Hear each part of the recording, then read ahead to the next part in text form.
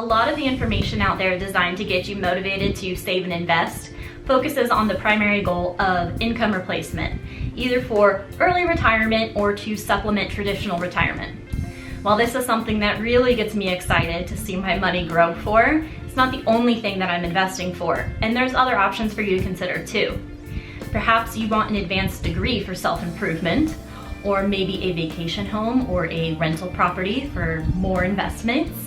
There's lots of options, and I'm sure you have plenty of dreams of your own that you'd like to accomplish. The primary point to remember is you do not want to invest money that you cannot afford to lose. While it's true that the stock market goes up over time, if you have a certain deadline, you can't guarantee where the market will be at that point, and you would lock in losses when you take out your money to fund that goal. An example might be your emergency fund. You absolutely should not take your 3 to 6 months of expenses and invest it in something like the stock market, because you don't know when an emergency is going to hit, and again, you'd have to cash out that money at a loss, and that would not be good investing. You also want it to be a liquid fund that you can access right away. You don't have to wait to sell the stocks. One of these smaller goals for me has been to purchase a new car. I've mentioned before that I made the smart money move to sell my expensive BMW and drive a Ford Focus for a few years so I could have a cheaper car payment and ultimately pay it off so I could put that money towards a student loan and then invest for other things and build my investment portfolio. For the past 2.5 years, I have not had a car payment. For the past 2 years, I have been putting 10% of each paycheck aside in the stock market for this car purchase. I've also saved some for my paychecks, the third paychecks I get twice a year, tax refunds, and a little bit from the sale of my last house. All of this is with the goal to get this new car.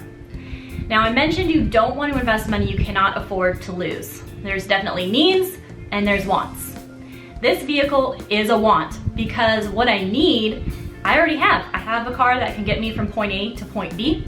I don't enjoy it, but again, that falls under the want category.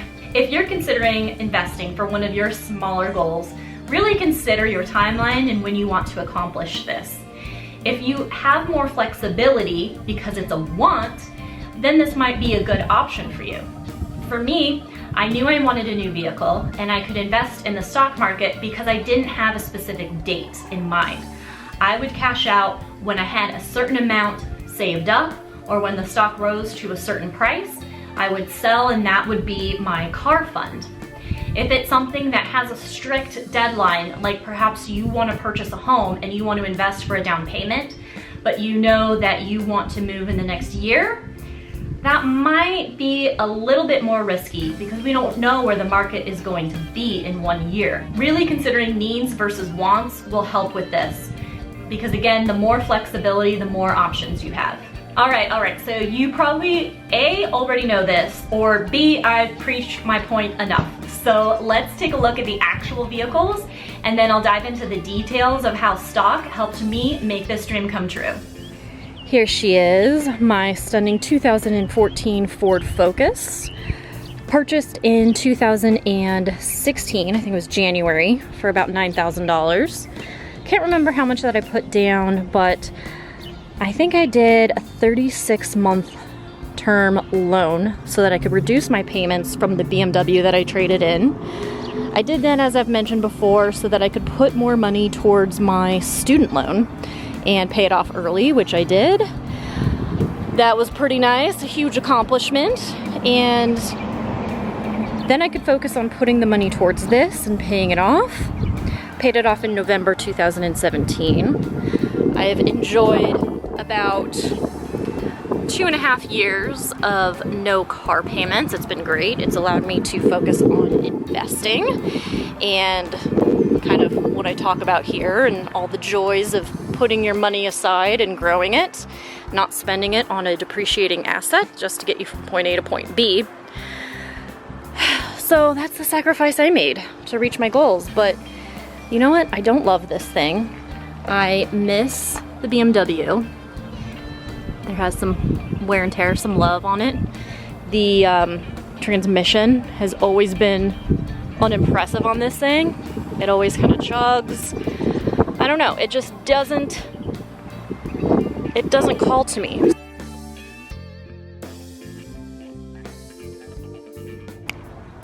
And here is the upgrade. Isn't she beautiful? 2020 Jeep Grand Cherokee Trailhawk. I'd say that's an upgrade, right?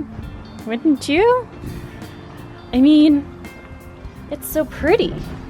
And there's no scratches on it. We're gonna keep it that way. This is much more my style, I think. It's hot out here though. It's like 100 and a million. So let's go inside.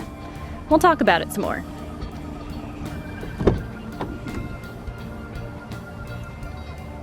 All right, so I got the air conditioning going so we can have a little bit of a chat. But this is my dream vehicle ever since I saw Clueless and Cher Horowitz had that awesome Wrangler. But you know, thinking about it, it just wasn't really practical for me.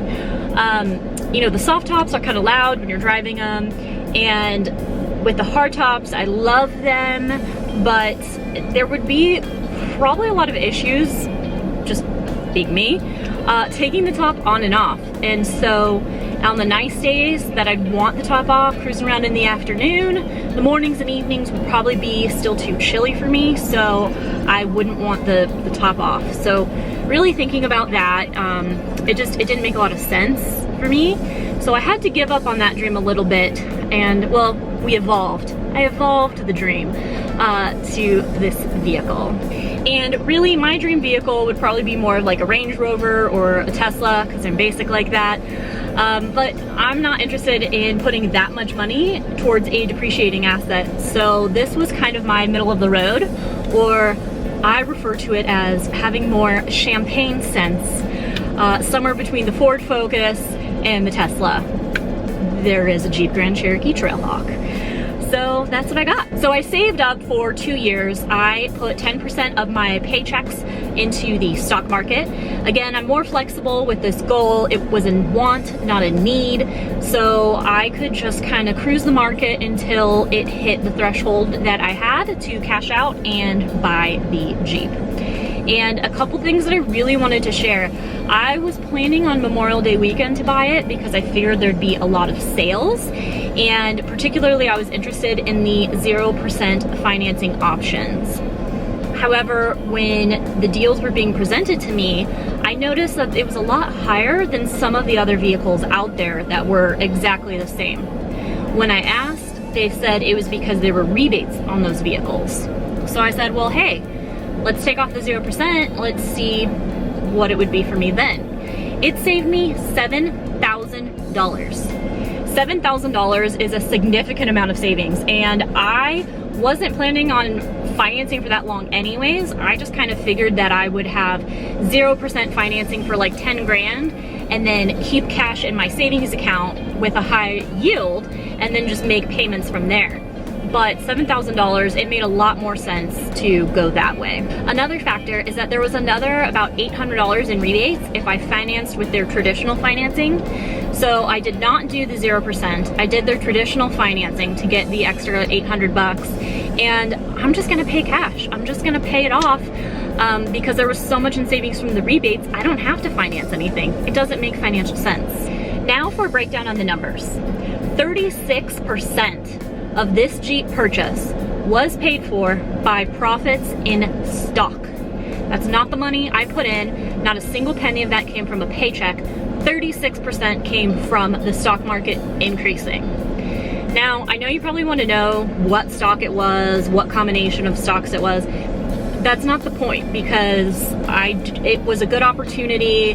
That's not what I'm trying to stress. What I'm trying to stress is you can invest for things other than just retirement and still see a benefit and make things happen for yourself. 34% of the money I put towards this vehicle was me cashing out the stock, so it was the money that I had put in. 16% of this vehicle was paid for by financing. It was just the minimum amount that I could do to still get the $800 in rebates. 7% was the trade-in from that lucky Ford Focus. It wasn't that much, but you know, it was fair, and they offered me exactly what Kelley Blue Book said, so I didn't have to negotiate that all that much. 6% came from saving, and this was money that I put aside from tax refunds, paychecks, all that jazz, just money put aside. I'll still take out more savings to pay off the finance, but I have like 2 months until the first payment's due. There's no prepayment penalty, so I'll just pay that off when I get the chance. Well, thanks for celebrating with me, guys. I literally just pulled in from the dealership and I wanted to talk about all the things I learned. So firstly, you can invest for things other than early retirement or retirement in general, as long as you're flexible with your goals and you're not investing money that you cannot afford to lose. Secondly is 0% financing sounds super interesting, but take a look at if it does make financial sense and what other options are available to you. Compare dollars and dollars and see what option works. Thirdly, and I haven't talked about this yet, but negotiate. I negotiated about $3,000 because I was willing to walk away from the deal. They weren't giving me the numbers that I wanted. I didn't feel like they wanted my business, so I negotiated, and it made a huge difference to the bottom line. So what vehicle makes champagne sense for you?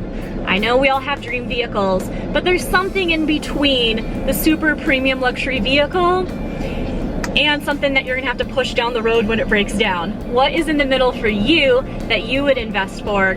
Please comment below. I wanna hear from you, I wanna celebrate with you, and subscribe to my channel because I plan on crushing a lot of goals in my life and I hope to share it with you. Thanks for celebrating with me. Bye, guys.